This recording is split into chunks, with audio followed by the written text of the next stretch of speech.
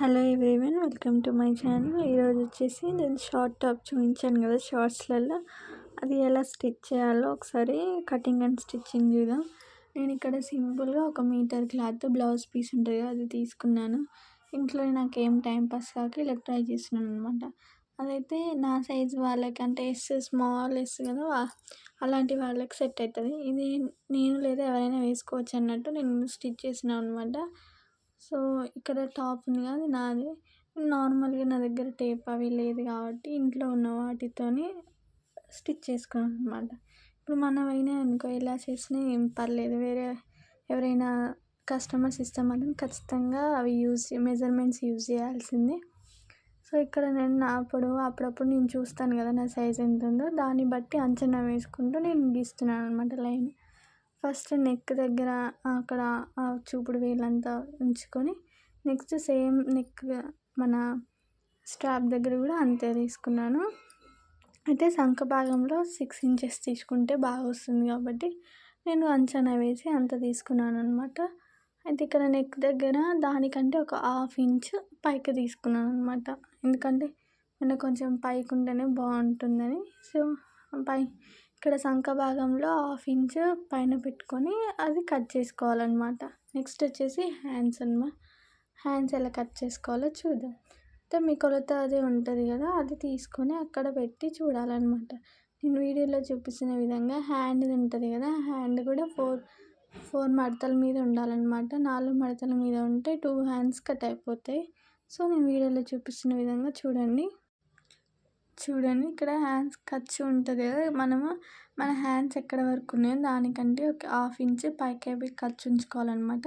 కింద కూడా అంతే, లూజ్ అనేది 1/2 ఇంచ్ ఎక్కువనే ఉంచుకోవాలి. తర్వాత నేను హ్యాండ్ లూజ్ని బట్టి దీన్ని డ్రా చేసుకుంటున్నాను అనమాట.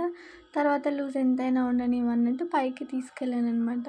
తర్వాత ఇందాక మనం తీసుకున్న ఖర్చు పాయింట్స్ ఉంటాయి కదా, వాటిని ఇలా రౌండ్స్ స్ట్రైట్గా కాకుండా కొంచెం ఇలా వంకరగా కలుపుకోవాలన్నమాట. అప్పుడే మనకి హ్యాండ్ షేప్ అనేది మంచిగా వస్తుంది. సో వీడియో చూపిస్తున్నాయి కదా, అలా గీసుకోవాలన్నమాట. మీరు ఎంత బాగా గీసుకుంటే హ్యాండ్ అంత బాగా వస్తుంది. మనకి ఇక్కడ చంక భాగంలో టైట్గా అనిపించాలన్నమాట. తర్వాత నేను హ్యాండ్ టాప్ 2 అయిపోయినాయి కాబట్టి తర్వాత నెక్ సపరేట్గా స్టిచ్ చేసేటప్పుడు కట్ చేద్దామని నేను క్లాత్ని కట్ చేస్తున్నాను అనమాట ఇక్కడ. సో మొత్తం ఇలా కట్ చేయాలన్నమాట. నా దగ్గర ఆ టైంకి అవి లేవన్నమాట. మీరు కూడా అలాగే చేయొచ్చా అంటే, మన డ్రెస్కి ఎలా చేసుకున్నా ఏం కాదు. ఎవరైనా కస్టమర్స్ ఇస్తే మాత్రం ఖచ్చితంగా మంచివి వాడాల్సిందే. ఎందుకంటే మనం ఎలా ఉన్నా వేసుకుంటాం కానీ కస్టమర్లకు అలా కుట్టియొద్దు కదా. సో నేను కూడా అందుకే నాదే కాబట్టి ఎలా ఉన్నా పర్లేదు అన్నట్టు నేను కట్ చేసుకున్నాను అనమాట. ఆ కత్తెర తెగట్లేదు, అయినా ట్రై చేసి ఎలాగలాగా కట్ చేశాను. చూస్తున్నారు కదా అంత కష్టపడుతుంది ఆ కత్తెర, నా బలం మొత్తం పెట్టినా సరిపోవట్లేదు. సో అలా కట్ చేశాను అనమాట. ఇది స్టిచ్చింగ్ వచ్చేసి వేరే దగ్గర చేశాను, అందుకే నా దగ్గర సీజర్ కానీ టేప్ కానీ అవేవి లేదు. ఆఖరికి చాక్ పీస్ కూడా లేకుండే అలా సోప్తో కానిచ్చేసాను అనమాట.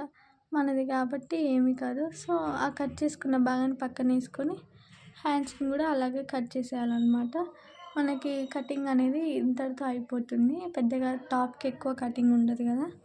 సో ఇక్కడ వరకు అయితే ఇలా అనమాట. నేను నెక్ అనేది తర్వాత కట్ చేసుకున్నాను. ఇప్పుడు కట్ చేసినా సాగిపోతుంది, ఎక్కడన్నా పడిపోతుందని నేను కట్ చేయను.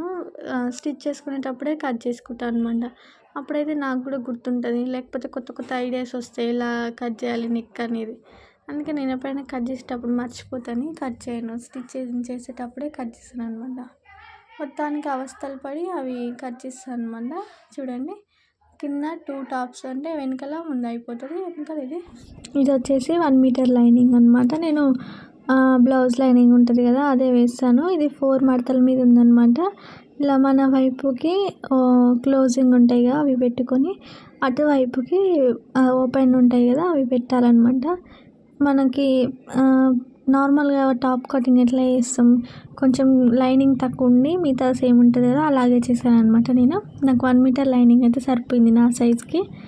సో అలా పెట్టి కట్ చేశాను అనమాట. హ్యాండ్స్కి మాత్రం ఏ లైనింగ్ వేయట్లేదు నేను. సో ఒకసారి ఎలా వచ్చిందని చూద్దామని ట్రయల్ వేస్తున్నాను కదా. సో నా లైనింగ్ ఏం వేయకుండా పర్లేదు, బాగానే వస్తుంది. మీ దగ్గర ఉంటే వేసుకోండి. సో అలా లైనింగ్ కట్ చేశాను అనమాట. ఇప్పుడు లైనింగ్ కట్ చేసిన తర్వాత ఎలా స్టిచ్చింగ్ చేయాలో చూద్దాము. ఇదంతా 1 మీటర్ లైనింగ్ నాకైతే సరిపోతుంది, అంటే చిన్నపిల్లలకి అలా. కానీ కొంచెం ఎస్ సైజ్ దాటితే మాత్రం ఎవరికి సరిపోదన్నమాట. నేను ఏదో అలా కుట్టాలి కాబట్టి నా దగ్గర ఉన్న వాటితోనే కుడుతున్నాను. అక్కడ నా కత్తెర చూడండి ఎంత ఇబ్బంది పెడుతుందో అది. సో అలా అయితే మొత్తానికైతే కట్ చేశాను. ఇది కటింగ్ అనమాట. సో స్టిచ్చింగ్ ఎలా వస్తుందో తర్వాత పార్ట్‌లో చూద్దాము. ఆ స్టిచ్చింగ్ అనేది వేరే వాళ్ళ ఇంటి దగ్గర చేశాను అనమాట. అందుకే నేను కటింగ్, స్టిచ్చింగ్ చాలా లేట్ అయిపోయింది, వీడియో పెట్టలేదు. ఈ టాప్ ఆల్రెడీ చూసే ఉంటారు వీడియోలో నేను చేశాను. సో ఎలా స్టిచ్ చేయాలో చూద్దాం. ఇది వచ్చేసి స్టిచ్చింగ్ పార్ట్ అనమాట. సో ఇందాక నేను చెప్పాను కదా నెక్ అది స్టిచ్ చేసేటప్పుడు కట్ చేద్దామని. సో నేను ఇక్కడ డ్రా చేసిన లైన్ మీద కుట్టేసుకున్నాను అనమాట. లైనింగ్ మన క్లాత్ ఉంటుంది కదా, మన క్లాత్ ఫస్ట్ ఒరిజినల్ సైడ్ పైన లైనింగ్ పెట్టి కుట్టేసి తర్వాత దాన్ని తిరగరాయాలన్నమాట.